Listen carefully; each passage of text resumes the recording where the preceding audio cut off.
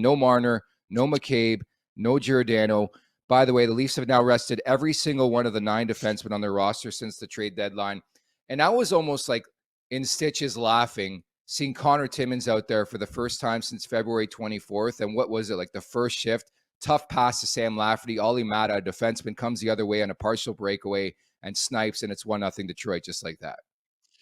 Yeah, tough bounce. Not what you want when you've been out for a little while. I've been there before where, whatever happens and the stars don't align and you don't get in the lineup for a while and then you get thrown out there cold and you just want to get your feet under you. You want to get some shifts under. You want to see the timing of it and feel the puck a little bit. And to have a mistake like that go into your net is just the worst case scenario. But on the other side of it, you got to, at least there's reason for it. The guy's been rusty as hell. And I don't mind this load management stuff right now. I didn't like it when there's 16 games left to play and we don't know what we're doing with the lineup and we can't really get anything going.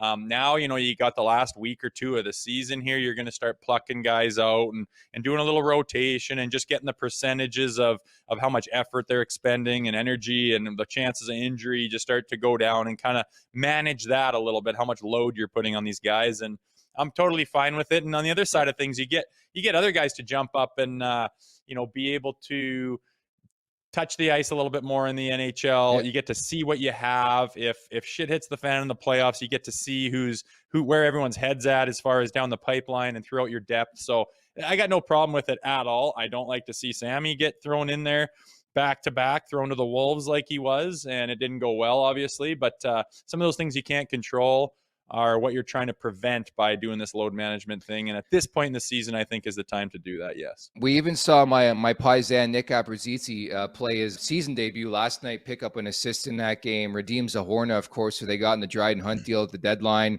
Snipes in his debut. He's a big body presence, 6'6" up front. So I like these stories of guys who wouldn't necessarily get that opportunity in a juggernaut team like the Maple Leafs late in the season, get that opportunity.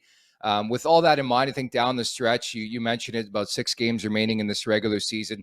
I want to see Matthews and JT and Nylander sit at least one of those games. Like, I want to make sure these guys are 1,000% for game one, fresh, rested, and feeling good about their game all in one, right? Yeah, for sure. Give the guys a little break. It's not going to throw off anybody by breaking up lines because they've hardly had lines that have stayed consistent. So they should be used to it when a guy gets pulled out of the lineup or who normally wouldn't be, and you got to mix the lines up a little bit and introduce some new bodies into that lineup. So they're used to that, which is fine.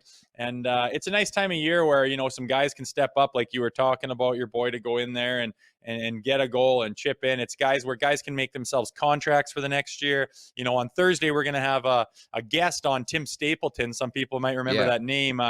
Timmy got a chance with the around this time of year with the Toronto Maple Leafs, got called up, and he's a skilled forward coming out of college, and he got a chance in the shootout around this time of year. I think the Leafs were out of the playoffs, but he scored the shootout winner. And I remember talking to him going, holy shit, I couldn't go out for dinner the next night because people were like mobbing me about the game the night before. He goes from a nobody to, a known guy. And I was laughing going, I guess that's the Toronto market. And I was traded there right after him. So it was, it's interesting to talk to those guys this time of year. It makes for good storylines, especially when you're just waiting for the bloody playoffs to start and you get to see some of that happen.